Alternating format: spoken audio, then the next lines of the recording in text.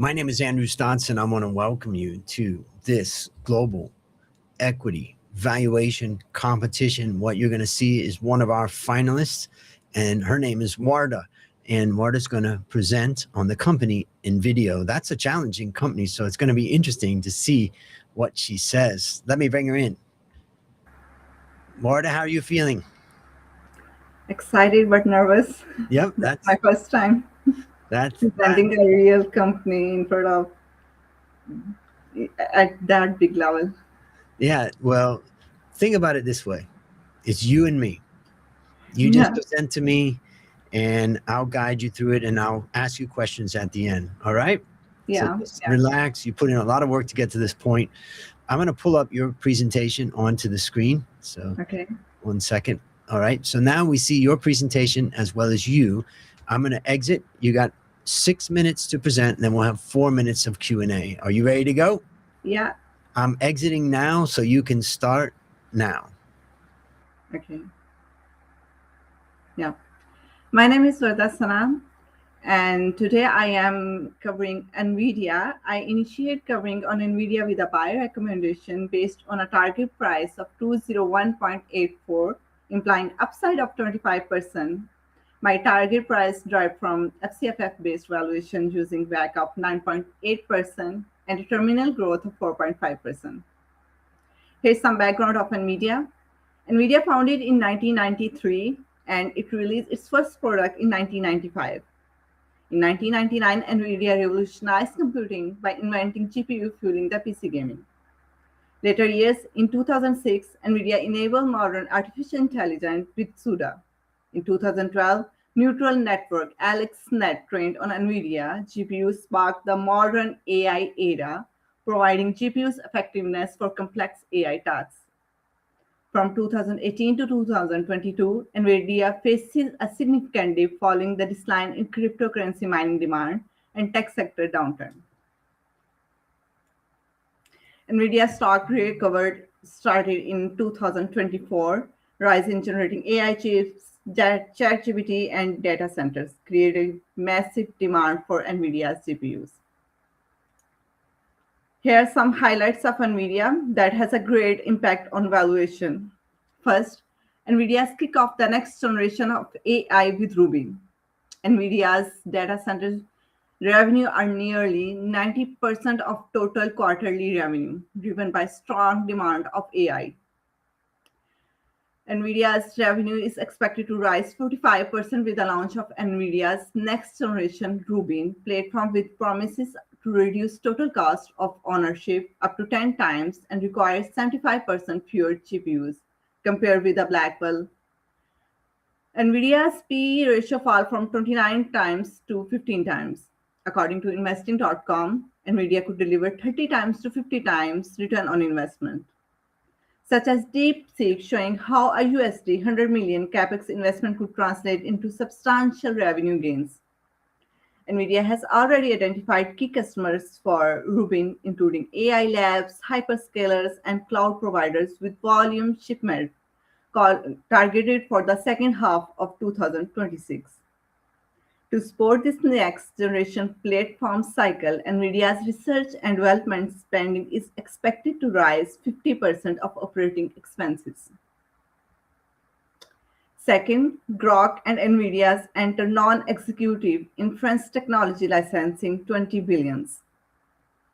Nvidia invested 20 billions in Groks, which give access to ultra-low latency inference technology without acquiring the company, reinforcing its pushes to high-performance, low-cost AI inference as workload shifted from training to development.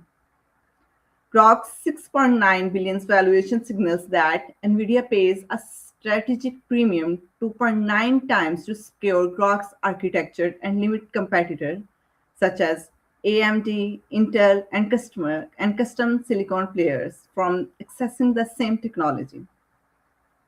Despite being the largest transaction in Nvidia's history, the investment is considered manageable, representing only about 30% of its 60.6 billion in cash and short-term investment. Analysts view this move as a deliberate effort to solidify investment dominance in inference, expected CapEx increase by 50%, and immediate pressure on P/E ratio and enterprise value. Third, Nvidia's supply snags limit deliveries even as demand booms.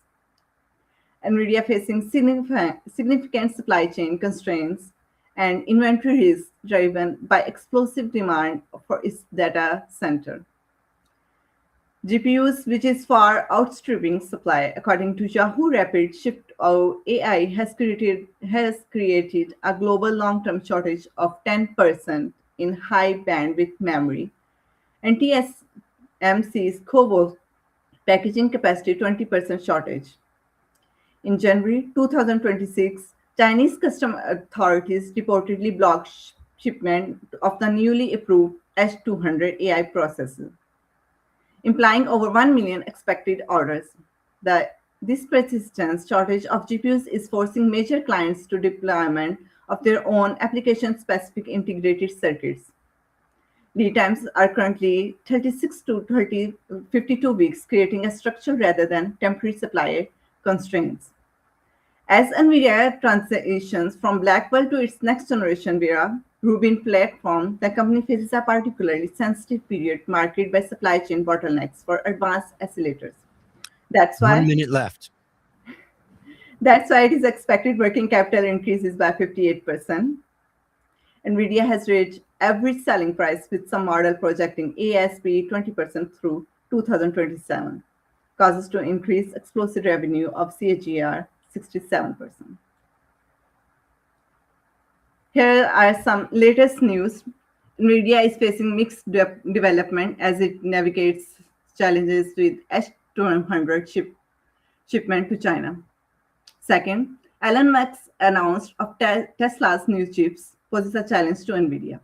Third, announcement of collaboration with Intel to develop data center and partner with Nokia to launch 5G, 6G networks. Here are also some risks. Extreme dependence on AI demand. If AI spending slows, NVIDIA revenue could drop sharply. Second, rising computation, AMD, Intel, and custom chips from Google, Amazon, and Meta. Third, export restrictions to China and semiconductor supply chain risk can disrupt sales and production. All right, time's up. First question's coming from Roman. He says, how can NVIDIA prevent itself from being overly reliant on its major customers, Microsoft, Meta Platforms, Google, and the like? NVIDIA is trying to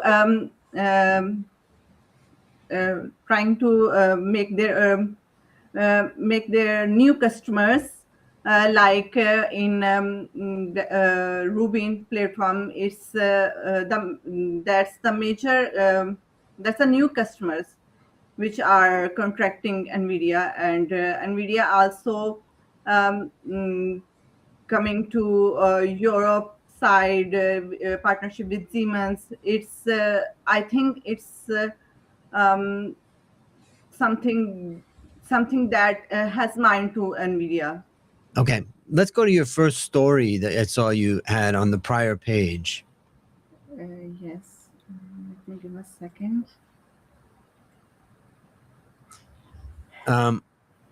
It's just incredible how much growth the company's facing. Yeah. You talk about could deliver 30 to 50 times return on investment as an example. Yeah. If we can go back up, let's go back up to the first page.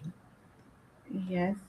And we look at the EV to EBITDA, let's say for 2025, it's 22.96, PE 25 times, price to book 38. Now, part of that's because I think it should be share buybacks that's probably causing that. But my question is, let's use EV to EBITDA and PE.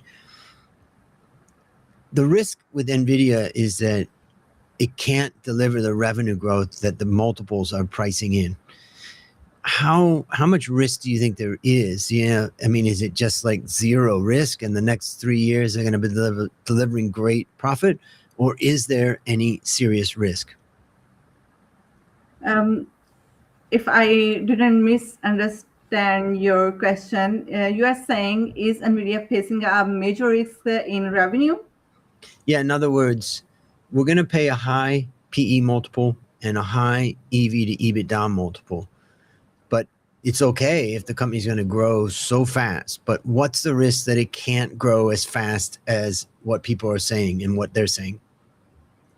Yeah, there is risk, but I think Nvidia is manageable, and it's not a mature company. It's growing company. It's not stable company. It takes times and some years. Maybe you can see some in some quarters not that much grow, but some quarters that will be explosive growth, and that's are proven in history.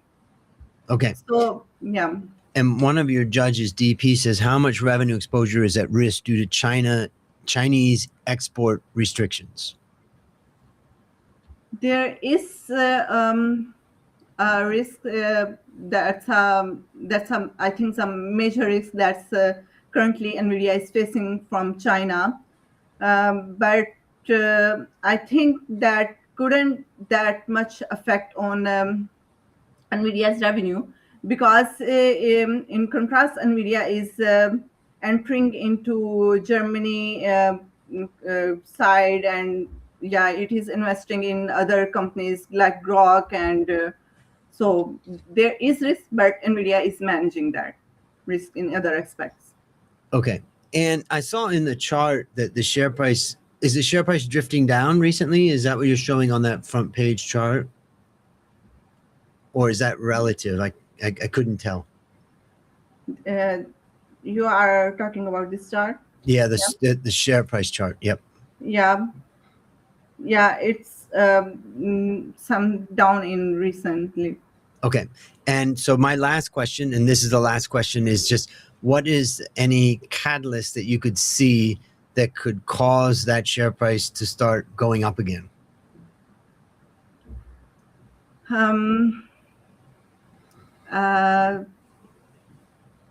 I think there would be I will not say supply and demand. I think that's a global risk that Nvidia will face, or geopolitical risk Nvidia is facing. That's why. Okay. So how does it feel to finish the competition? Yeah, my heart is beating so far. Yeah. Well, I hope my best results will come. Yep. Well, we'll find out soon. We got the judges watching your presentation, and then I just want to congratulate you on your hard work to get to this point. I know you put in a lot of time, so way to go. And yeah. I'm gonna remove you from this, and I'm gonna wrap this up, and we're gonna go on to the next. But congratulations on your completion. Thank you so much, Lisa. I have learned. Well, that was another presentation. Let's see. In this case, Warda has presented on Nvidia, and you gotta remember all these guys. They've been doing this over the last month or so as they've been hustling to submit and meet the deadlines in the competition.